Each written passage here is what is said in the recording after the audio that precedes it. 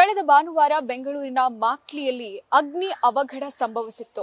ಆ ಪರ್ಫ್ಯೂಮ್ ಫ್ಯಾಕ್ಟರಿಯಲ್ಲಿ ನಡೆದ ಅಗ್ನಿ ದುರಂತದಲ್ಲಿ ಒಟ್ಟಾರೆ 5 ಕಾರ್ಮಿಕರು ಆಸ್ಪತ್ರೆಗೆ ಅಡ್ಮಿಟ್ ಆಗಿದ್ರು. ಈ ಪೈಕಿ 4 ಕಾರ್ಮಿಕರು ಸಾವನ್ನಪ್ಪಿದ್ದಾರೆ. ನಿನ್ನೆ ರಾತ್ರಿ ಚಿತ್ರದುರ್ಗ ಮೂಲದ ವಿಶ್ವನಾಥ್ ಸಾವನ್ನಪ್ಪಿದ್ದು ಅವರ ಕುಟುಂಬ ಕಣ್ಣೀರಲ್ಲಿ ಕೈ ತೊಳಿತಾ ಇದೆ. ಅವತ್ತು ಏನಾಯ್ತು, ವಿಶ್ವನಾಥ್ಗೆ ಆಗಿದ್ದೇನು ಅಂತ ತಿಳ್ಕೊಳ್ಳುವಂತ ಪ್ರಯತ್ನ ಮಾಡೋಣ. ನಮ್ಮ ಜೊತೆಗಿದ್ದಾರೆ ವಿಶ್ವನಾಥ್ ಅವರ ಸಹೋದರಿ ಜ್ಯೋತಿ ಅವರು. ಮೇಡಮ್, ಈ ಘಟನೆ ಆಗಿದ್ ನಿಮಗೆ ಹೇಗ್ ಗೊತ್ತಾಯ್ತು? ನಾವು ಯಾವ್ದೋ ಫಂಕ್ಷನ್ಗೆ ಹೋಗಿದ್ವಿ ಮೇಡಮ್. ಅವತ್ತು ಅವ್ರ ತಮ್ಮ ನಮಗೆ ಫೋನ್ ಮಾಡಿದ್ದು, ಹಿಂಗಾಗಿದೆ ಸಡನ್ ಆಗಿ ಬನ್ರಿ ಅಂತ ಫೋನ್ ಮಾಡಿದ್ದು ಮೇಡಮ್. ನಮಗೆ ಅಷ್ಟಿದ್ರೆ ನಮ್ಗೆ ಏನು ಗೊತ್ತಿಲ್ಲ, ಇಷ್ಟೊಂದು ಆಗಿದೆ ಅಂತ ನಮಗೆ ಗೊತ್ತೇ ಇರಲಿಲ್ಲ ಮೇಡಮ್. ನೆನ್ನೆ ನಾನು ಬಂದಿದ್ದಕ್ಕೆ ನಿಂಗೆ ಗೊತ್ತಾಗಿದ್ದು ಮೇಡಮ್. ಹಿಂಗೆ ಬಂದು ನೋಡಿದ ತಕ್ಷಣ ಇಷ್ಟು ಸೀರಿಯಸ್ ಆಗಿತ್ತಲ್ಲ ಮೇಡಮ್.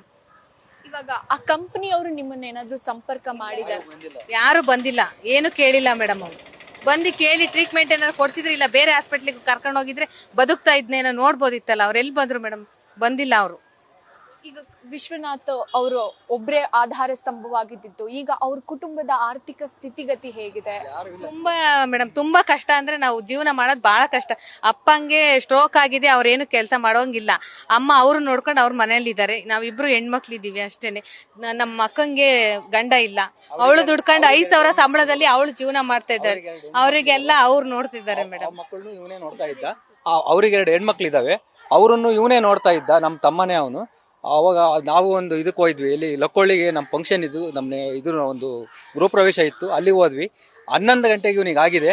1 ಗಂಟೆಯಲ್ಲಿ ಅವರು ನನಗೆ ಫೋನ್ ಮಾಡಿದೆ. ನಾನು ಫೋನ್ ಮಾಡಿದಾಗ, ಅಣ್ಣ ನಾನು ಚೆನ್ನಾಗಿದ್ದೀನಿ, ನನಗೇನಾಗಿಲ್ಲ ಅಂದ.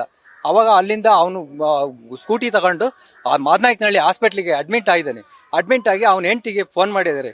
ಅವಾಗ ಅವ್ರು ಡಾಕ್ಟರ್ ನಂಬರ್ ಕೊಟ್ಟು ಫೋನ್ ಮಾಡಿದಾಗ ಅವ್ರ ಡಾಕ್ಟ್ರು, ಇಲ್ಲ ಇದು ನಿಮ್ಮ ಇವರಿಗೆ ಯಜಮಾನ್ರಿಗೆ ನಮಗೆ ಕೈ ಮುರಿದಿದೆ ಅಂತ ಹೇಳಿದ್ದಾರೆ.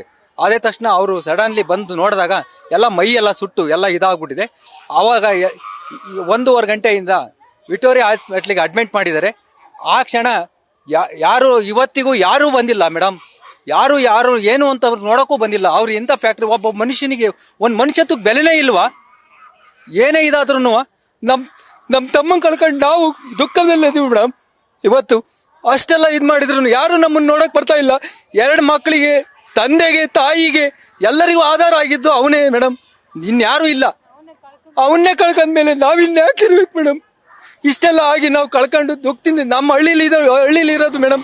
ಹಳ್ಳಿಲಿರೋದು ನಾವು ಚಿತ್ರದುರ್ಗ ಡಿಸ್ಟಿಕ್ ಜೊಳಕೆರೆ ತಾಲೂಕು ಬೊಮ್ಮನಹಳ್ಳಿ. ಅವನಿಗೆ ಮನೆ ಬಿಟ್ರೆ ಏನು ಆಸ್ತಿ ಇಲ್ಲ, ಅಡು ಇಲ್ಲ ಮೇಡಮ್. ಅವನೇ ನಮಗೆ ಆಧಾರ. ಯಾವತ್ ಬಂದ್ರು ಎಲ್ಲದಕ್ಕೂ ನಮಗೆ ಸಹಕಾರ ಆಗ್ತಾ ಇದ್ದ. ಇವತ್ತು ಅವನೇ ಇಲ್ಲ ಅಂದ್ಮೇಲೆ ನಾವಿನ್ನೇನ್ ಮಾಡಕ್ಕಿರ್ಬೇಕು ಮೇಡಮ್? ಅವನ ಸ್ಥಿತಿ ಏನು? ಸಣ್ಣ ಮಗು ಇದೆ, 4 ತಿಂಗಳು ಮಗು ಇದೆ. ಹೆಂಡತಿ 30 ವರ್ಷದ ಹೆಂಡತಿ ಇದ್ದಾಳೆ. ತಂದೆ ತಾಯಿ ಇದ್ದಾರೆ, ತಂಗಿ ಇದ್ದಾರೆ. ಅಕ್ಕನಿಗೆ ಗಂಡ ಇಲ್ಲ, ಮಕ್ಳಿದಾವೆ 2 ಹೆಣ್ಣು. ಏನ್ ಮಾಡ್ಬೇಕು? ಅಟ್ಲೀಸ್ಟ್ ಅವ್ರು ನೋಡೋದಾರ ಬೇಡವಾ? ಮನುಷ್ಯತ್ವ ದುಡ್ಡು ಬೇಡ ಮೇಡಮ್. ನೋಡಕ್ಕೆ ಒಂದು ಮನುಷ್ಯತ್ವ ಬೆಲೆನೂ ಬೇಡ. ಒಂದ್ ಮನುಷ್ಯ ಒಬ್ಬ ದನಕರಿಗೂ ಕಡಿಯಾಗಿದನ?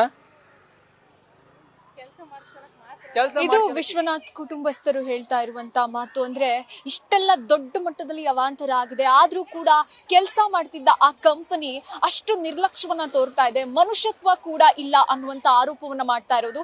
ಈ ಬಗ್ಗೆ ಈಗಾಗಲೇ ಮಾದನಾಯಕನಹಳ್ಳಿ ಪೊಲೀಸ್ ಠಾಣೆಯಲ್ಲಿ ಪ್ರಕರಣ ಕೂಡ ದಾಖಲಾಗಿದೆ, ತನಿಖೆ ಕೂಡ ಚುರುಕಾಗಿದೆ.